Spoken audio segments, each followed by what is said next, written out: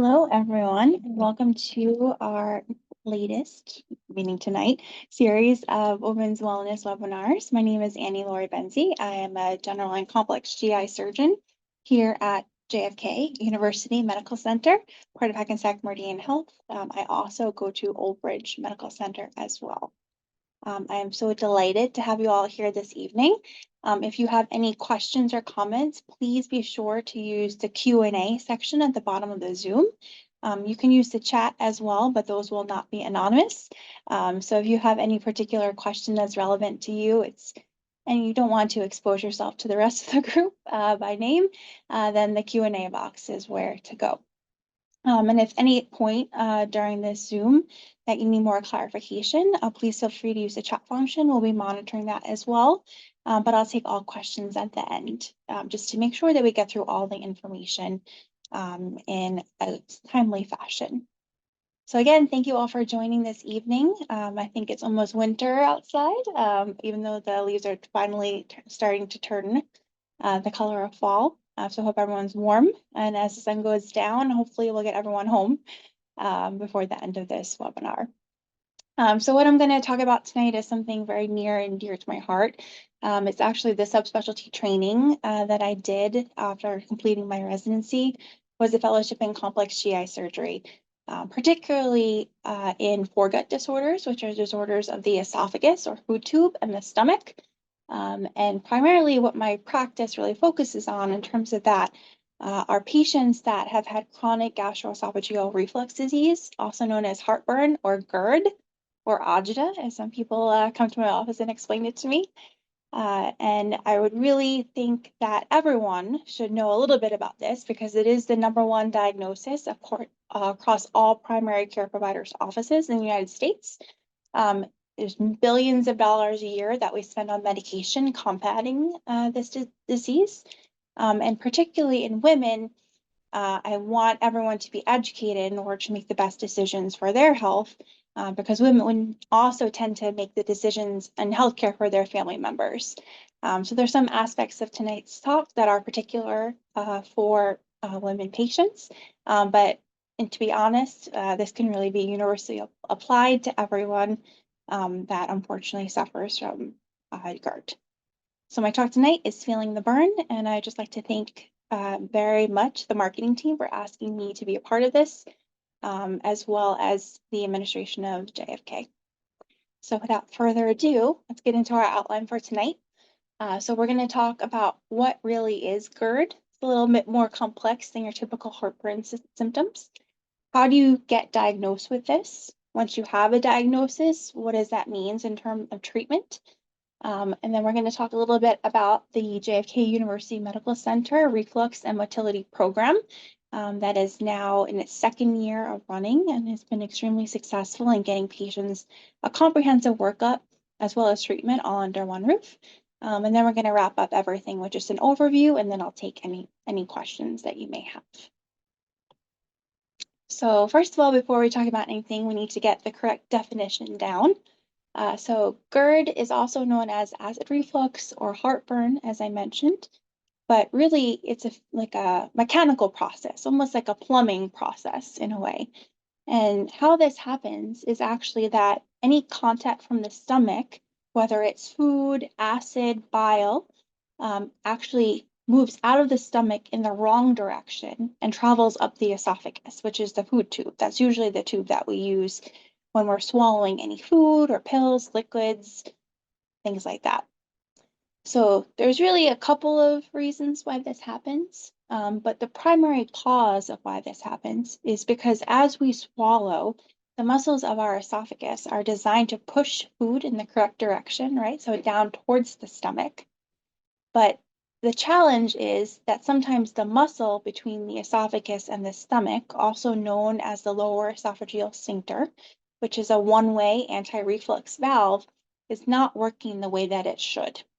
So what that means is as the esophagus is working hard with the assistance of gravity to push things past the valve in one direction, the food gets into the stomach, but then the path of least resistance, or the lower pressure area, is actually for that food content to come up past the valve again, because it's either too short, not strong enough, or in the wrong location.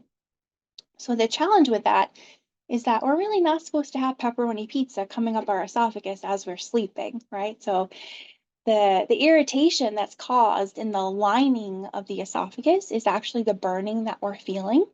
And that's a combination either of the food, the bile, or too much acid production by the stomach. So there's a lot of cells in the wall of the stomach itself that actually produce acid. And that acid is really designed to help us digest things, right? So it's not the most pleasant, right, to have coming up into an environment where that acid is not supposed to be. So the stomach itself has a lot of mechanisms protecting against that acid burning sensation, but the esophagus does not. And that's why we feel the burn, literally, when we eat things that are a little too acidic, a little too spicy, citrus, greasy, or unfortunately for some of my patients, if they eat anything at all, even drinking water can actually produce this feeling. And then I like to also switch it away from that physiologic or that acid production and more towards like traditional plumbing issues, as I like to call them. So those are things that may have been going on with the physical ability of your esophagus and stomach or their location. So if you have a hiatal hernia, which you may have been told this in the past, if you're someone that's suffering from acid reflux, what that means is that the top part of the stomach actually moves into the chest, and it usually goes back and forth. And when that happens, that original valve that you have kind of moves up as well, and it's almost like you have a second valve. And unfortunately, that second valve also doesn't work as well as it should, right? Because it's not supposed to be there. But what it does do is cause sometimes that food or the acid secretion to stagnate in that area in your chest. And again, because the pressure is a lot lower in your chest than it is in your belly, that's why a lot of the content continues to come up as well. Patients that have had prior surgery on their esophagus or stomach, this is really bariatric patients in particular, especially those that had heartburn prior to surgery. Some procedures that can be done, such as the sleeve gastrectomy, are really a tool for weight loss, but unfortunately, they can actually worsen acid reflux over the long term. And that is just because of the physical shape of the stomach at that point. Obesity, of course, anything that increases the pressure in your belly, and of course, pregnancy, right? So it's very common to have reflux symptoms or heartburn in pregnancy, especially as a pregnancy progresses. And it's really due to the lack of physical space within the abdominal cavity and the increase in pressure in that area during that time period. So the good thing about this, and we'll get into that in a second, is that pregnancy is something that is quickly reversible. But unfortunately, obesity, especially in our country, is something that has become even more and more challenging. And it's probably the biggest driver of reflux in the United States right now.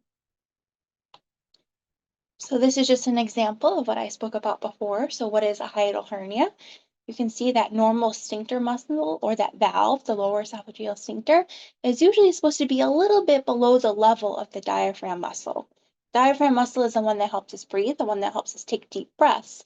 And there's supposed to be just enough space in that muscle for the esophagus, the food tube, to pass through. But the challenge is when that is a little bit too open, there's too much pressure pushing everything up.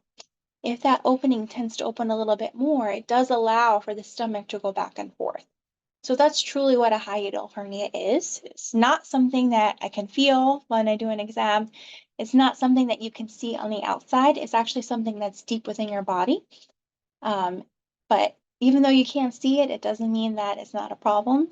Because when people have a hernia, any hernia, I hate to break it to you, they never get smaller by themselves. They only get bigger over time. And they usually get a little bit more challenging to fix when they get larger as well.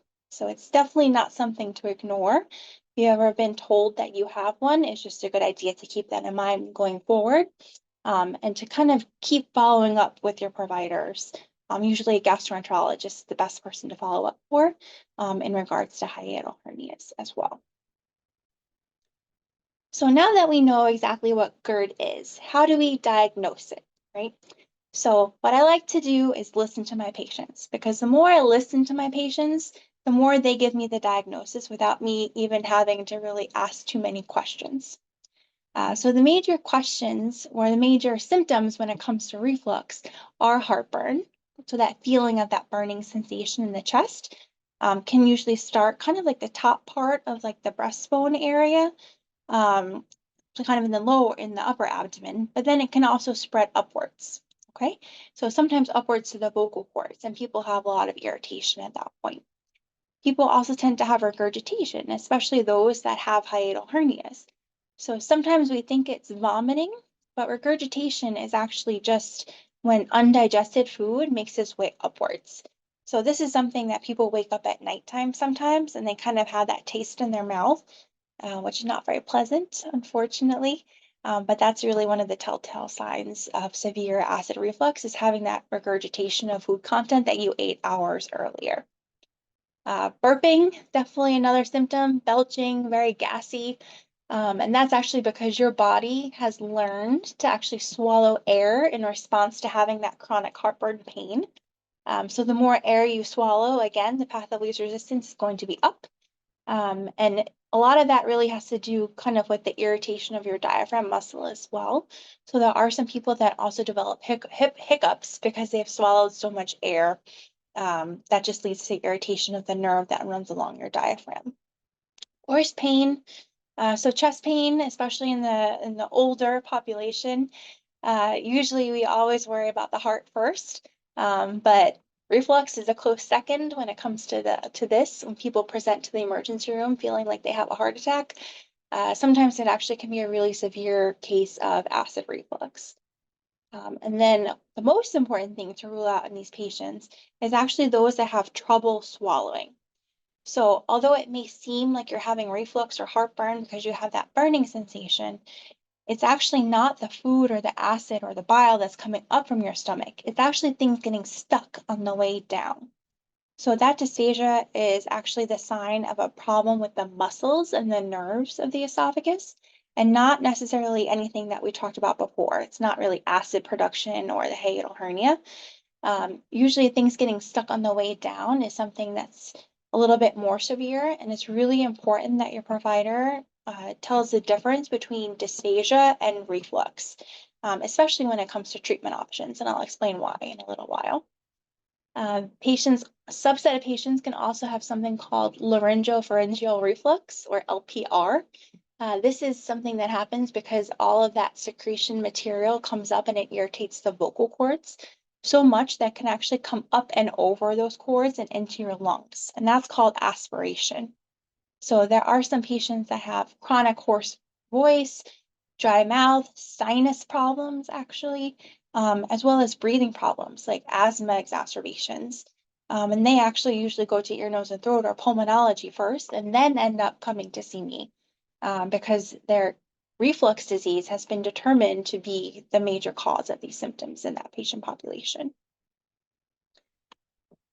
And why is this so important? Like everyone gets a little heartburn, right? Like I said, you can go have a nice slice of pepperoni pizza around the corner. I bet you that everyone will feel a little bit of something, right? The challenge is actually not in those patients. So the patients that can take Tums and feel better and then just go back to their regular diet and only have pizza on Fridays, right? The challenges are the patients that swallow water and have reflux, or they wake up and they have that regurgitation in the middle of the night, or they have the large hiatal hernias that they've had for many, many years and no one ever addresses. The problem, like I mentioned, is that the esophagus is not supposed to be exposed to so much acid secretion. So the more it gets exposed, the more inflammation that happens in the wall of the esophagus. This can get so bad that people can actually develop dysphagia or difficulty swallowing because of that inflammation. It can also lead to bleeding. So people can develop anemia, especially iron deficiency anemia, which in women is very, very important to have a true cause of, especially women around the perimenopausal age that may be experiencing fibroids as well. This should really be one of the differentials, is having gastritis or esophagitis, which can also cause those patients to lose the blood that they need. Unfortunately, there is a condition called Barrett's esophagus, And this usually is something that develops over like 10, 20 years of gastroesophageal reflux disease. And this is actually when the cells of the wall of the esophagus change into more of the cells of the wall of the stomach. So it's a change that unfortunately has a rapid turnover. And as things have rapid turnovers, they can have little mutations in their DNA. And eventually, this condition is now known to lead to esophageal cancer. So the number one cause of esophageal cancer in the United States is now gastroesophageal reflux disease. Compounding that with the smoking history, is a very, very high risk situation for these patients.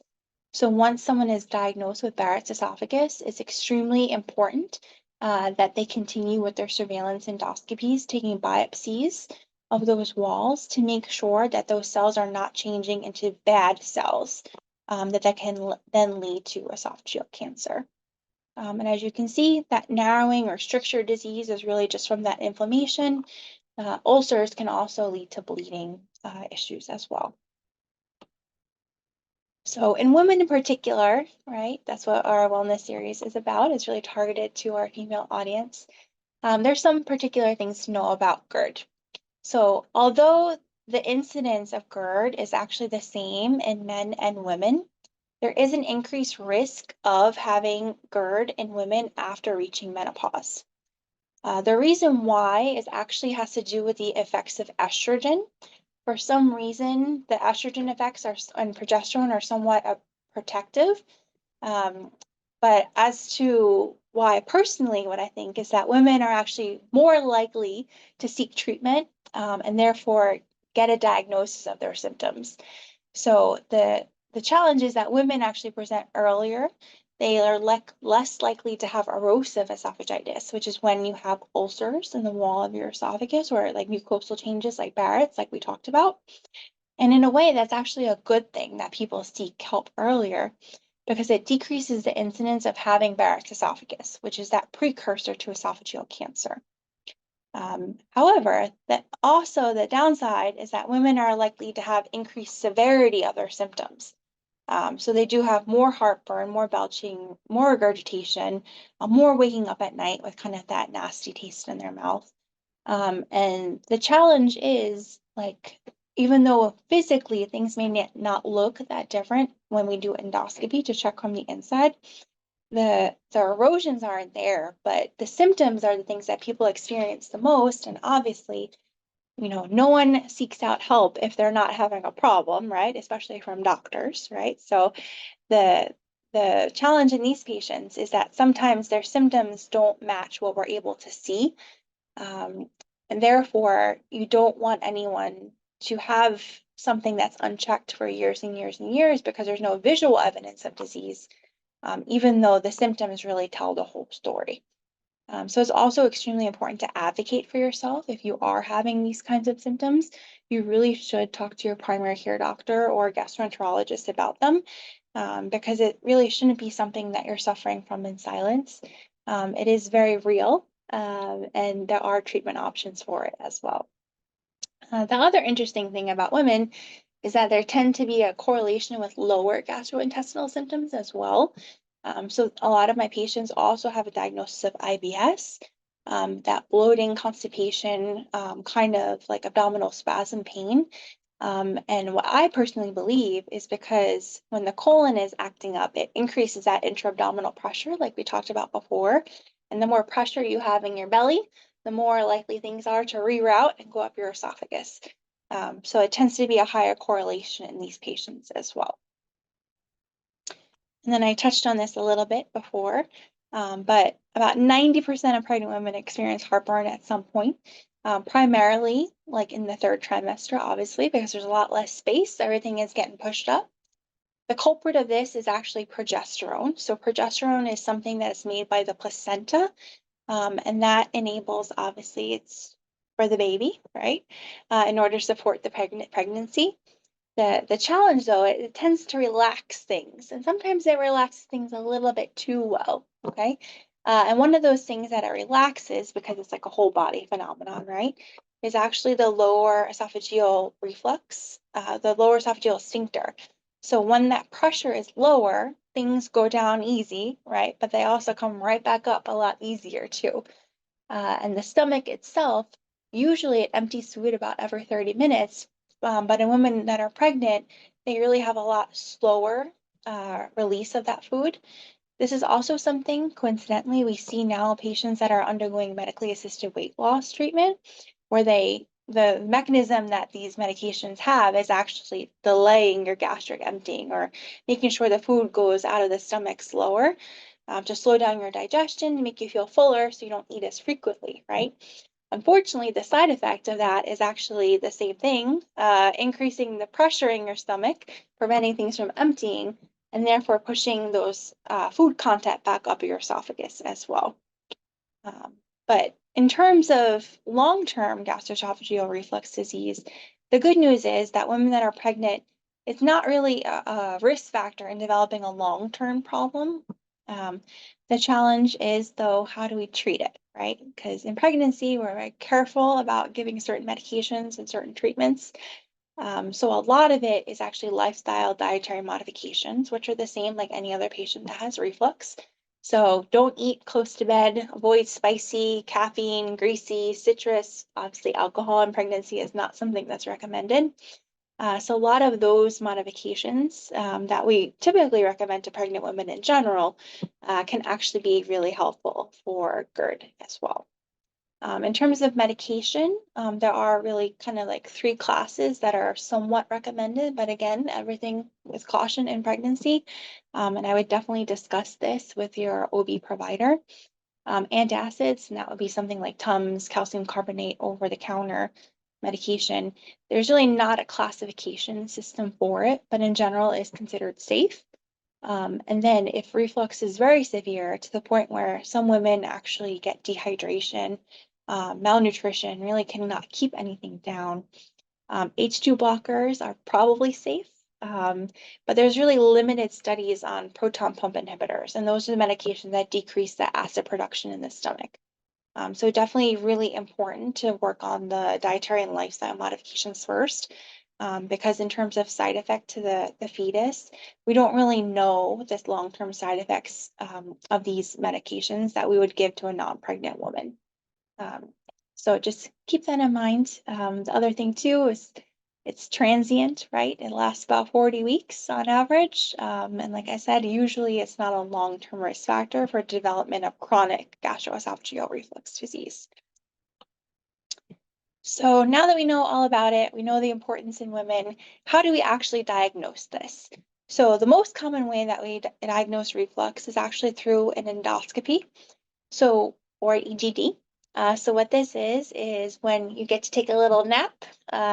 While you take a little nap, either myself or a gastroenterologist places a very small camera down through your mouth, down your esophagus, and into your stomach. This allows us to visually see the lining of the esophagus as well as the stomach and take biopsies of the area as well. So although we can't see the physical reflux happening all the time, sometimes we do, believe it or not, we can see changes in the wall of those structures that allow us to think that possibly that there is reflux going on. So that would be the esophagitis, or the inflammation in the wall of the esophagus, like I talked about. Ulcers, strictures, which are narrowing due to chronic esophagitis, as well as my personal favorite thing to find out is, do you have a hiatal hernia or not? So this is really kind of the gold standard of the best test when it comes to something like this. And we're also able to take biopsies. So we take tissue samples in all these areas, and that helps really to determine if there's any kind of bacteria that may be worsening the reflux. There may be any kind of food sensitivities, or unfortunately, if there's Barrett's esophagus and the degree to which the Barrett's esophagus has progressed as well. And then the next test that I usually order, because usually patients go from endoscopy and then get consultation to see a reflux specialist, such as myself, who's usually a surgeon, sometimes an advanced gastroenterologist as well. So I like to see things not only from the inside of the wall, but also the outside of the wall. So the number 1 test that I order, I call it a swallow study, or an esophagogram. And what this test actually is you drinking liquids in real time. So it's contrast. And as you drink the contrast, they take pictures of the way that it goes down your esophagus into your stomach. So that tells me about the function of your esophagus, right? The movement as well. If you have anything that comes up and over, I can actually see it. And then if you do have reflux, we can actually pick it up on this study as well in real time.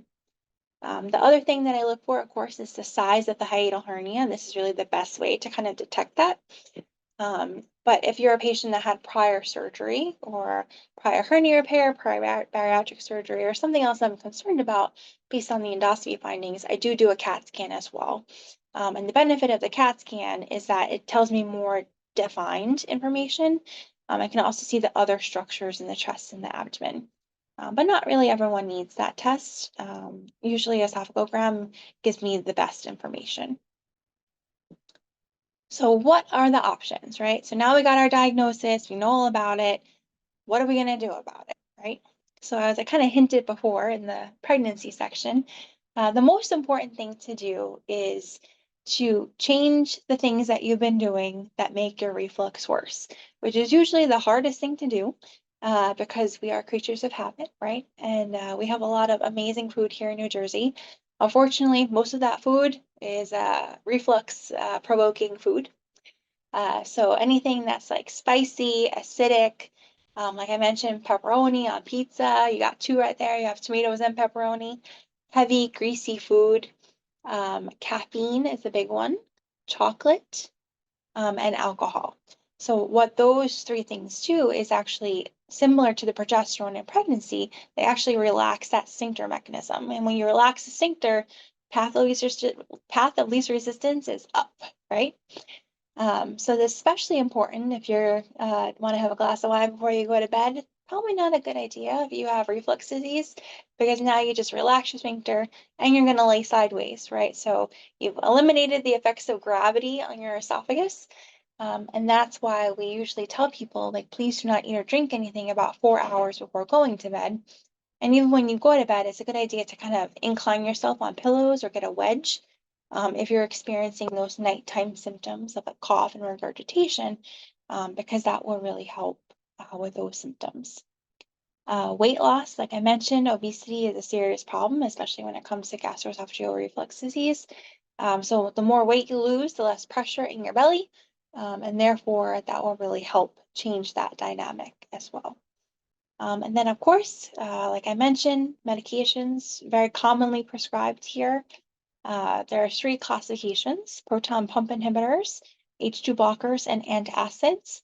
And what these medications are designed to do is actually decrease the acid production from the wall of the stomach, from those cells.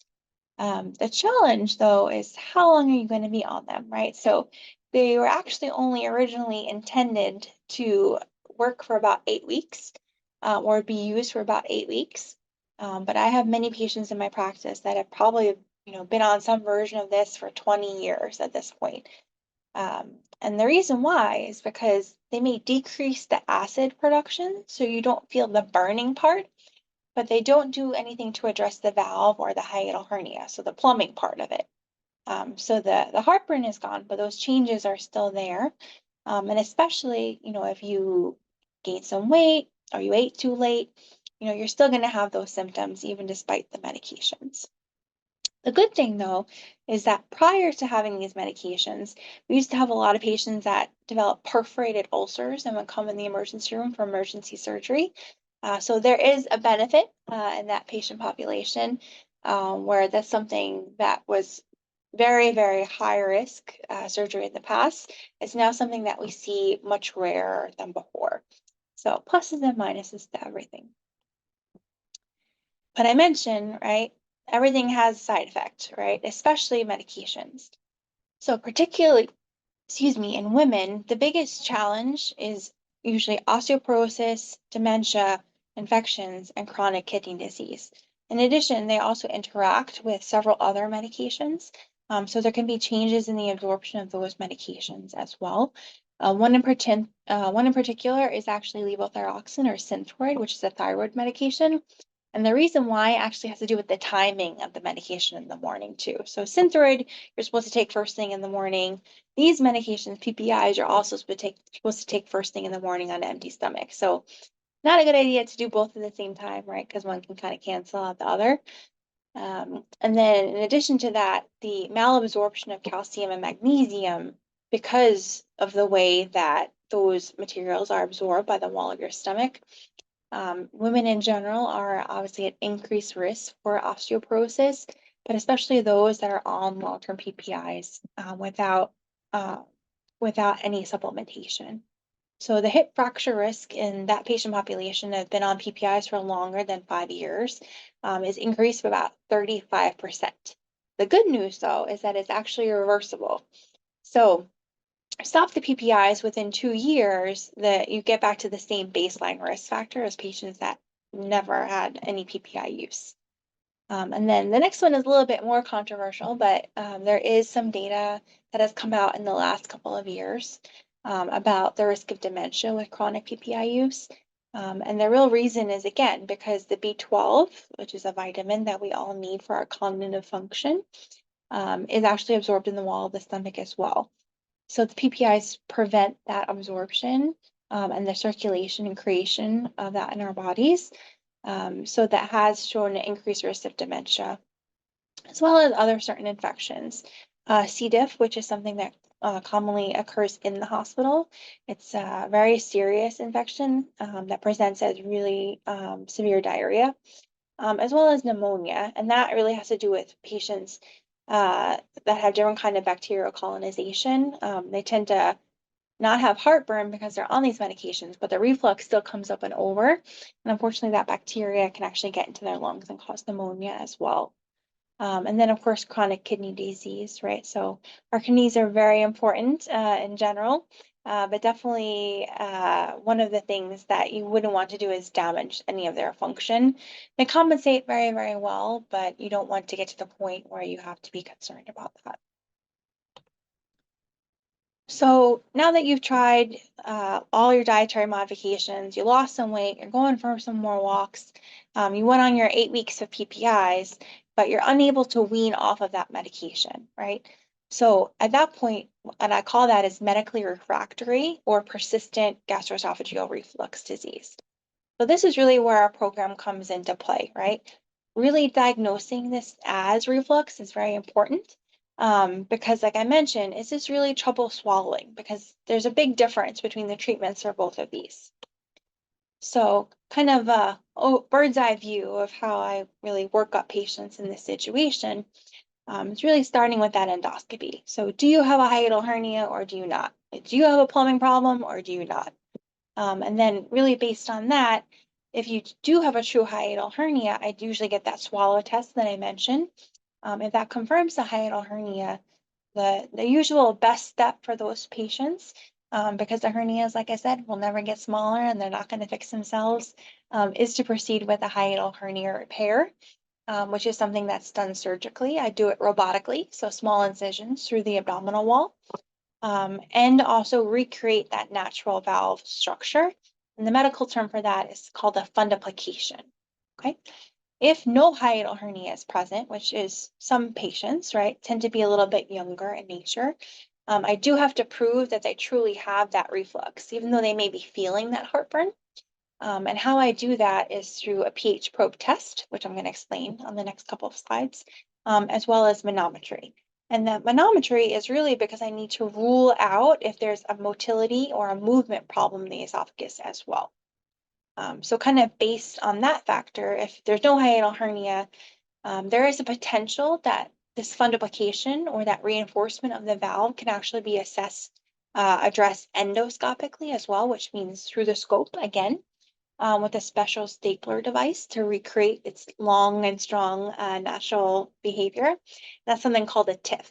Not really going to get into that too much in this talk, but if that's something that you're interested in, there's a lot of information online as well.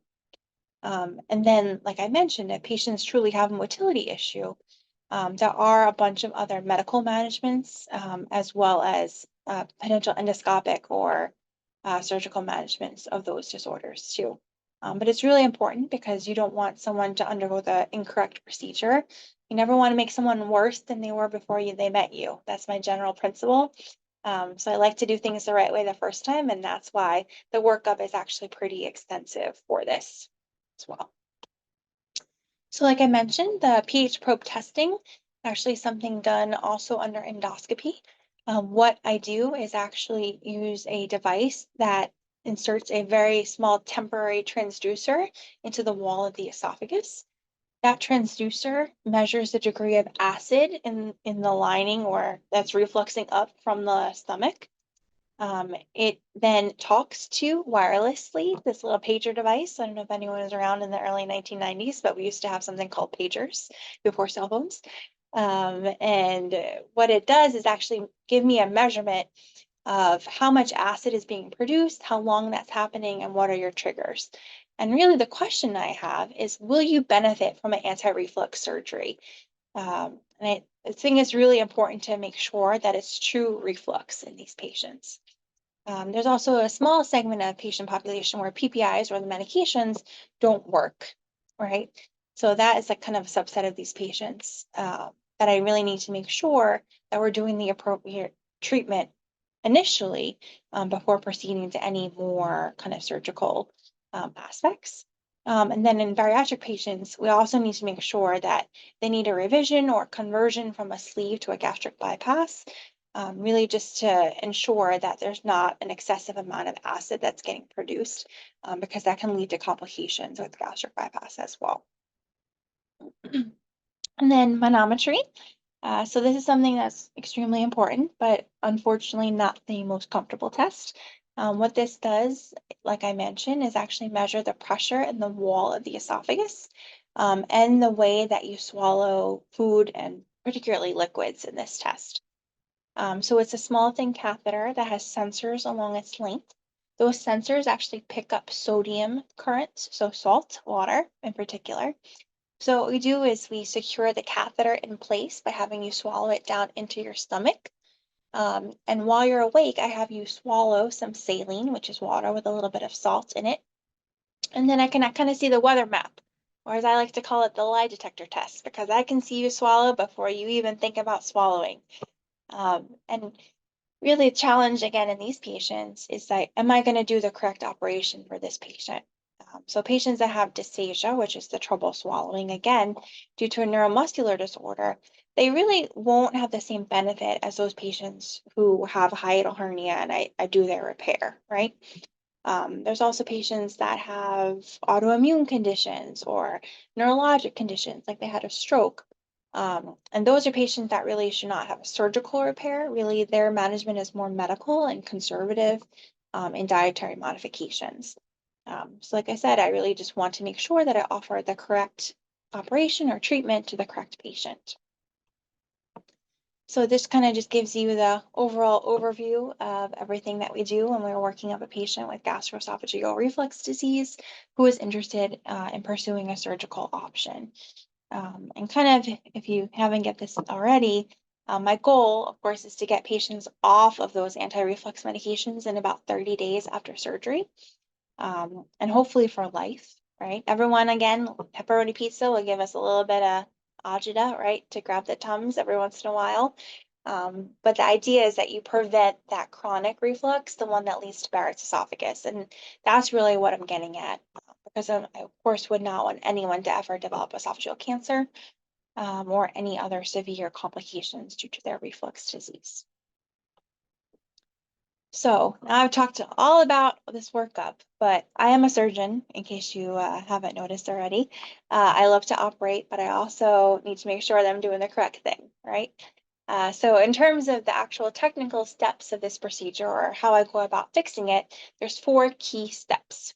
Like I said, I do this robotically, so 5 little incisions in the belly. Step number 1, if you do have a hiatal hernia, is to reduce that hiatal hernia. So bring that top part of the stomach back into the belly, okay? Second part is to fix the hernia, right? So fix the hole, make it just tight enough to allow the esophagus to pass through and for the food to go through. Step number 3 is to prevent reflux. So that's to recreate that little valve mechanism. I also like to make sure that nothing get sucked back up into the chest. So I do usually perform gastropexy, which is me suturing the stomach wall into the abdomen. And then, of course, I like to check my work. So I do endoscopy while asleep, while my patient's asleep during surgery. And I also use what I like to call the Goldilocks device, also known as the EndoFlip, and that really helps me determine how long and strong I have made that valve. So again, back to that weird word, fundoplication, right? So really what that means is taking the top part of the stomach, which is known as the fundus, and wrapping it around the back of the esophagus to the other side, okay? There's two ways to do this, okay? Then the idea is that you're just reinforcing that natural valve and making it longer and stronger to prevent things from going back up the esophagus. So I like to think about this in terms of food, right? It's easier, everyone understands. If there's any challenges with the manometry or any challenges that patients have with swallowing things, I usually don't want to make a complete wrap. So in those patients, what I do is something called the hot dog in a bun or toupee fundoplication. And that's because I don't want anyone to have worse dysphagia than they had reflux originally, because I know reflux is bad, but not being able to swallow is usually much worse. Okay. And then the second thing that, second option, and this is usually in younger patients, is actually to do a Nissen fundoplication, which is something that you may have referred to, that I like to call more of like a pig in a blanket. So it's like a full wrap where you actually bring the entire stomach around. And usually what this does is creates like a higher pressure system in that valve mechanism. So someone that has, very small hiatal hernia, young, normal motility, is going to have to, have this repair for the next 40, 50, 60 years of their life. It's something that I usually advocate for. It's actually rare now that we recommend doing a full wrap. Um, Usually a toupee or a hot dog partial wrap fundoplication takes care of the reflux perfectly well. And I know that because I use the EndoFlip device, which there is a video, but I'll just explain it to you real quick. It's actually a device I use while you're asleep that's very similar to the manometry device. It's basically a bag inflated with saline, that salty water again, that I place down where the valve is. Gives me a set of numbers, and those numbers tell me if I did a good job, basically making your wrap. It's really a customized device because you really shouldn't be doing the same wrap as in a 6'10" man as you do in a 4'11" woman, right? That doesn't really make sense. So it's kind of my little Goldilocks tailoring device, or like my secret weapon when it comes to things like this. It's something that is actually not necessarily new to our field, but the use of it in the operating room is relatively recent. It's something that I learned in my fellowship training, and it really has made a big difference in my practice as well. And so far, knock on wood, so good. Patients have done very well with their fundoplications based on the EndoFlip numbers. In terms of recovery from something like this, it is a hospital stay. Usually patients stay about 2 nights. Some go home on day 1 if they're really motivated and they're doing well. What I actually do that first morning is repeat the swallow study again, make sure everything is in the right position, make sure everything goes down fine. Like I said, I like to check my work. And then usually we'll start clear liquids, which is like soup, broth, juice, jello. If you're doing great with that, you can go to full liquids, which is like protein shakes, smoothies, cream of wheat, things that are a little bit more heavier in consistency. And then patients usually stay on that diet for 2 weeks. The reason why is because I don't want you throwing up, right? The second you vomit, you basically can undo everything that we work so hard for, both in our preoperative assessment and also in the operating room. So it's really just not worth it at that point. But usually by their post-op visit on week 2, patients are on soft diet, so scrambled eggs, mashed potatoes, things like that. And then back to regular diet around 4 weeks. Like I mentioned, I try to get you off of those medications within 1 month of surgery. That's the idea. And really the restrictions after something like this, because it's robotic, people actually recover quite well. The real restriction is no lifting over 10 pounds. I don't want you to overexert yourself for the first month. But aerobic exercise is excellent. So the more you walk, the better you will feel. Because like any other like minimally invasive surgery, you will have a little bit of a sore belly. but usually that is gone within the first 2 or 3 days. Risks of surgery, right? So no surgery is without risk. In general, the reason why I have such a comprehensive preoperative evaluation is to decrease the risk of anything bad happening during surgery. So in particular, with this procedure, like I mentioned, recurrence of hiatal hernia is a big risk. In general, the 20-year lifespan, as long as you follow all the instructions and maintain your weight, is about 84% for a hiatal hernia repair with a fundoplication. So overall, it's a pretty long-term solution. However, there are things, like I said, that increase that intra-abdominal pressure, like vomiting, number one, early, right? Early after surgery, not a good idea to throw up. You can still throw up, by the way, even if you had a fundoplication. It's a very common question I get. Constipation, like we said, in women, they tend to have more lower GI issues, so it tends to be like my nemesis in a way. Smoking, definitely, because the way that your lungs, right, expand, they're right in the same area. Also, chronic coughing is a challenge. Gaining weight, and then multiple pregnancies, especially back to back. So usually if I have a younger patient, I counsel them to either wait until they've completed growing their family, or to at least give me a year between the time of their surgery and their pregnancy, just to wait for everything to heal appropriately so they decrease the chance of having a recurrent issue. The biggest challenge too in these patients, because like I mentioned in the beginning, you're used to swallowing air. That's actually called airphagia or air hunger. They tend to get more gassy. So that gas gets swallowed still because your brain doesn't know that it doesn't need to do it anymore. Gets stuck under that valve. And unfortunately, the only direction for it to go now is below. So people tend to pass a lot more gas after this procedure too. And in case you didn't know, the esophagus sits right behind the heart. It sits between both lungs and in front of the aorta, which is the big blood vessel that supplies blood to your body. So there are other structures in the area. Obviously, I love the robot because the visualization, the instruments are great. I control everything that it does. It doesn't have a mind of its own. And I'm very particular and careful about the way that I conduct these operations as well. So in general, just to wrap everything up, GERD is a very prevalent issue. Like I said, number one diagnosis in all primary care doctors' offices. And it's really addressed by a combination of medical, lifestyle, and potentially surgical options. All the testing that we went through, most important being endoscopy and imaging studies, but also that manometry test, it really determines the distinction between a swallowing disorder and true reflux. In general, surgical fundoplication is technically the gold standard for refractory reflux, as long as you have actually proven that it's true reflux. So again, make sure it's not dysphagia.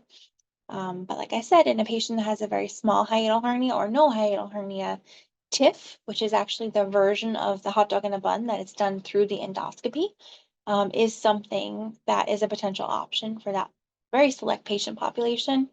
And we are actually now able to offer that through our reflux and motility program here at JFK. One of our advanced endoscopists, his name is Dr. Aman Andalib, joined almost about a year ago and really added to the capabilities that we are able to provide. So if you're interested in that, I'm more than happy to give you a referral as well for that information. And then just in general, the great thing about our program is that everything is all in one house. So you can get all your x-rays, all your labs, all your endoscopies, all your testing, and finally surgery done all through the same place. So it's a lot more efficient. You see me a lot. I'm going to be one of your close family members by the time you're done with surgery.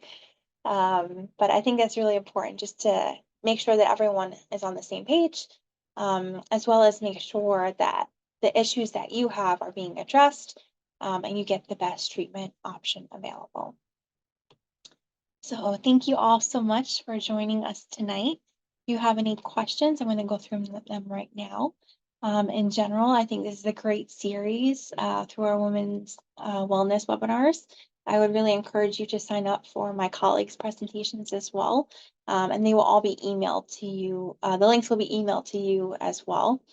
If you would like more information or like to see me as a patient, this is my contact information. And again, I wish you all a lovely rest of your evening. Probably made a lot of people hungry for pepperoni pizza at this point. Sorry about that. And I'm more than happy to answer any questions. So our first question is, I have had gastric sleeve surgery a year ago. I also had a repair of my hiatal hernia and gallbladder removal. My surgeon feels because no medication is working and I suffer from GERD and it's bad. Is repeat hernia surgery something that's recommended? Sure. So obviously, I would encourage you to talk to your provider, your bariatric surgeon, primarily about this. But absolutely, and part of the challenge too is getting the correct diagnosis. So like I mentioned, in a patient that had prior surgery, I usually do like to start with imaging. So my recommendation would be talk to your provider about actually finding out the reason why you're having reflux, whether that is because your hiatal hernia has recurred or there is an angulation in your sleeve or some sort of other mechanical issue that's going on. I think that's the most important thing. And then the second part of that would be, yes, like potentially repeat hiatal hernia surgery is an option. You are still very early though, 1 year out from your postoperative course. And the way that hernias are typically repaired during sleeve operations are actually very different from the way that they are repaired after. So potentially, if you had a large hiatal hernia at the time, the reason why your hiatal hernia may have occurred quickly is because you had a lot of other surgery at the same time. So we do things a little bit differently. But it really depends on the plumbing issue that you have, for lack of a better word. So I would just ask your bariatric surgeon to get more information, maybe repeat endoscopy or an esophagogram, or even change the medication that you're on. There are some new agents that are new to the market other than the PPIs and the H2 blockers that I mentioned. They work a little bit differently and they tend to actually help the bariatric population as well. And if you would like to call my office, I do have samples of those medications to see if that's something that would be helpful for you. Our next question is, what are the causes of too much acid in the stomach? Sure. So there's a variety of causes, right? So the stimuli for how acid actually gets produced is actually through eating, right? So if we eat a lot of food, especially foods that are harder to digest, they increase the amount of gastric acid that's produced by the stomach. There are like a subset of patients that actually have almost like a hereditary problem where they actually increase the gastric acid. There's a very small patient population that actually has a medical disease where they increase the gastric acid. But the challenge is not usually that you produce too much of it. It's more of the plumbing issue as well. Or for whatever reason, you're constantly kind of triggering that production through eating. Sometimes even chewing or chewing gum can actually cause that to happen as well. And some people are just overproducers, to be honest. But like I mentioned, it's usually the production of acid is not the problem, it's the direction that the acid goes in. And that's usually what causes that heartburn sensation. Our next question is hiatal hernia seen during EGD procedures. Yep, absolutely. So if you have a very small hiatal hernia, sometimes it can be very challenging to see it during an endoscopy. But in general, yes. What the person performing the endoscopy will actually do is as they pass the scope down, they will examine the valve structure, and then they actually will turn the scope on itself so it kind of looks like a snorkel, and then look backwards from the inside. And then as they're looking at that valve from the inside, they'll actually be able to see the degree of hiatal hernia and can measure the size. They also look at how that valve looks. So there's a classification system for that valve, how strong it is, basically, based on visual appearance. So it's definitely something that we can usually see during an endoscopy. If not, like I said, if it's small, the swallow test, which is like a real-time imaging, can actually pick it up as well. Our next question is it a myth that low acid level in the stomach can cause GERD? Also, so many people talk about this. Do you recommend 1 tablespoon of apple cider vinegar with room temperature water first thing in the morning? So I get this question a lot, actually, about apple cider vinegar. So I'm gonna answer that one first. In general, that no, there is no data or research to prove that that helps with GERD in particular. If that's something that helps you, and that's perfect. Like I wish that worked. Let's put it this way, right? Because it's a relatively simple thing to do. It's not really hurting anything to do that. But again, it's not addressing the plumbing problem, right? So if you have a problem with your valve or you have a hiatal hernia, unfortunately, I think you can go through Costco size apple cider vinegar and unfortunately, you would still have your hiatal hernia. So if that works for you, that's great. It's pretty benign. And then low acid level. So in terms of GERD, we usually talk about overproduction of acid. However, there is like a subset, of course, right, of patients that have something called bile acid reflux. So bile is something that is made by your liver, gets secreted through the duct that your gallbladder lives off of, by the way. And sometimes, for whatever reason, how that duct empties actually puts the bile back into the stomach. So it actually makes the stomach alkaline, which is the opposite of acidic. And to be honest, sometimes those patients actually have more erosive or more ulcer disease than the patients that have true acid reflux. So no, I don't think that low acid levels in particular cause reflux. Um, but the and the reason why is because the medications that we use to treat GERD actually lower the acid production, right? But just because you have a low acid level doesn't necessarily mean that you don't have heartburn, because it can actually be due to the bile acids as well. Our next question is, I see a lot of people taking Protonics with the rest of their meds. Should they be taking it first thing in the morning or a certain time before taking the rest of their meds? Sure. So the typical recommendation for Protonics or any kind of PPI is to take it first thing in the morning, at least 30 minutes before any meals or liquids, like coffee in particular, that you drink. Uh, the medications in particular, like blood pressure medications and things like that, some of them do not interact with the Protonics. It's fine to take them. The challenge though is that within that 30-minute time period, the Protonic starts working. So you kind of have to either eat something and then delay the rest of your morning meds, or some of them is actually a good idea to take it because they absorb quicker than the Protonic. So you really have to ask your medical doctor or pharmacist, actually, is the best person to ask.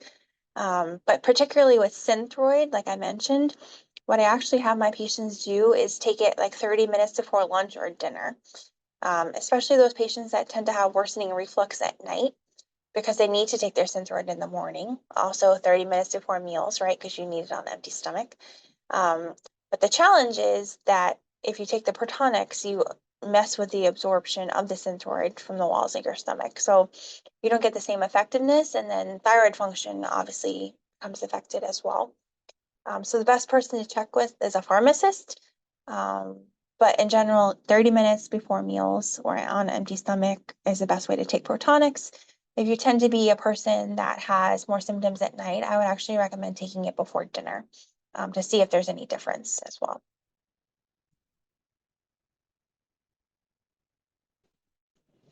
Our next question is, I had an EGD a couple of years ago and slight growth of Candida was found. I was placed on antifungal. Why was Candida present and how can that be prevented? Sure. So Candida esophagitis is something that is more commonly seen in patients on chronic medication use for whatever reason.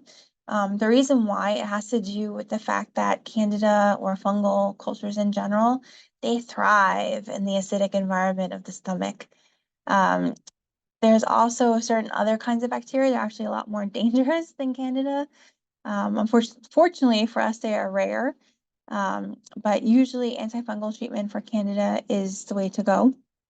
How that happens, to be honest, no one really knows. It's usually patients that have some sort of immunocompromised state. Can also be on patients that were on antibiotics for whatever reason, on prednisone, which is a steroid commonly used for like upper respiratory tract infections or COPD exacerbation. And the reason why is because you basically wipe out all the good bacteria. There's bacteria everywhere, surface of our skin, eyeballs, even the lining of your stomach. So you wipe out all the good bacteria, and unfortunately, the candida or the fungus actually replaces that, kind of like gets outcompeted, right? Usually in a normal healthy environment. Um, the prevention, of course, is avoiding any of those triggering things, right? So unless you really need to take the prednisone or you really need to take antibiotics, just being cautious. And if you do need to take those medications, it's very important to keep your normal flora counts up as well. Not necessarily through probiotics, because that's something that's very unregulated. There's no real FDA clearance for probiotics. They're very expensive as well. But something like Greek yogurt or kefir, or something that has natural live bacterium is usually a good idea to start with that. Our next question is, I was diagnosed with a 6.5 centimeter sliding hiatal hernia. I am controlling with over-the-counter Pepcid AC 10 milligrams twice daily. I am 58. Am I a candidate for a less invasive hernia repair? Lastly, are there any reported long-term side effects with Pepcid AC? Thank you. Sure. So of course, 6.5 centimeters is quite large. So yes, I would recommend repair. 58 is very young, by the way. I operate on patients, up until pretty much their 80s or things like this. So, age is just a number. It really depends on physiologically what else you have going on with your health as well. As long as your symptoms are controlled, I think that's great. However, you do need someone to do your screening endoscopy just to make sure that you don't have those changes of Barrett's esophagus. So that would be my first recommendation. In terms of less invasive repair, like I mentioned, I pretty much 100% do all of these robotically. So that's least invasive you can get in terms of hiatal hernia surgery. There's a very rare patient that will need an open procedure. That's usually someone that has prior open upper abdominal surgery, whereas there's a lot of scar tissue as well. But obviously there's only one way to find out, so I'm more than happy to see you in the office and we can kind of talk through all the options as well. And then are there any long-term side effects with Pepcid? So there's side effects with everything, not as much as with the PPIs, but I think a lot of data is coming out, particularly about the dementia actually and the chronic kidney disease. The other thing that can actually happen is nothing really long-term. It's actually pancreatitis. Pepcid is one of those drugs that has been tied to pancreatitis as well, which is inflammation of the pancreas. So everything has a side effect. I really would recommend talking to your provider or pharmacist about it, even though I know it's really over the counter, just to see if it interacts with any of your other medications as well. Our next question is, what is your stance on the latest findings as to acid reflux associated to lower stomach acid versus too much acid? So I think I kind of covered this as well a little bit before, but in general, to be honest, the heartburn that you feel, the burning sensation is usually from the high acid, but just because you don't feel the heartburn doesn't mean that the reflux isn't happening. So I like to think of myself as a glorified plumber. So if there's a plumbing problem, like the hiatal hernia or the valve mechanism, it's really not going to matter so much about the degree of acid. And like I think too, bile reflux is something that I've actually been seeing more and more often when I scope my patients. So I think this is something that we should definitely investigate more. Um, and unfortunately, I don't have the greatest answer for you, but I think the future will find out for us, and hopefully we can come up with some sort of magical preventative treatment one day that will make my life a little bit easier, as well as a lot of my patients too. Our next question, my 84-year-old mother had a fixed hiatal hernia repair with fundoplication 6 years ago. Her upper GI doctor says it is starting to relapse and she is having repeat reflux. How would you address going back to repair again? Sure. So in general, these patients, I really need to make sure that whatever I do to them is better than what they're doing right now. So if their reflux is controlled well on medication, lifestyle changes, then I would say at 84 years old, usually I would not recommend a redo repair. The reason why is because redo repairs are a lot more technically challenging than the original repair, especially if the full wrap, the fundoplication, was actually slipped into the chest. And it also depends on how big the hiatal hernia was to begin with. However, every patient is different, right? Like I said, age is just a number.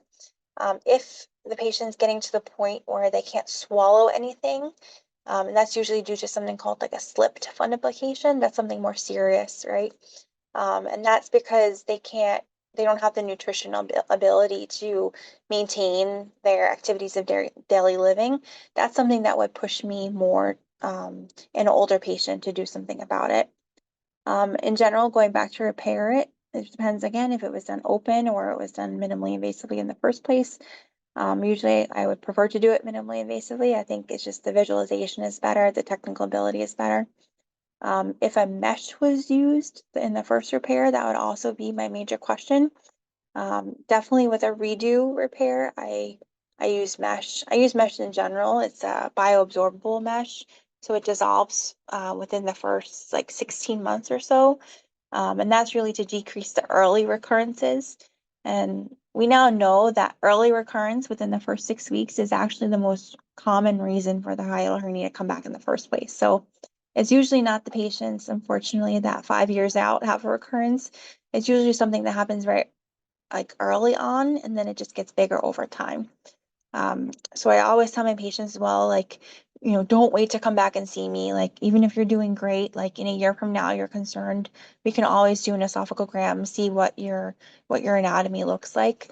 Because it's a lot easier to fix when it's small, especially if it's a redo procedure.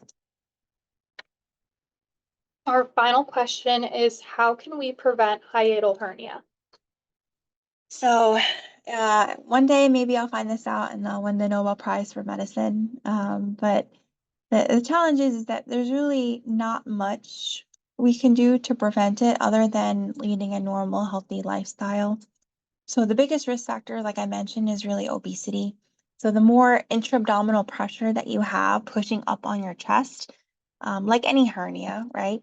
The hernia is just a hole, right? That's a fancy word for hole for the most part. And it's a point of natural weakness in our body.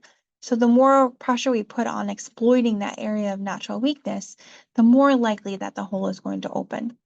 The challenge with hiatal hernias, as compared to like a groin hernia or a belly button hernia, is that there's a structure that goes through it, right? So the structure that goes through it is essential. It's our esophagus, right? That's how we eat. Eating is such a social thing, right? It's not like I can just, take out the esophagus and not replace it. People don't tend to like that. So unfortunately, I have to work with it, right? The other kind of risk factors would be people that have connective tissue disorders, autoimmune diseases, or chronic steroid use.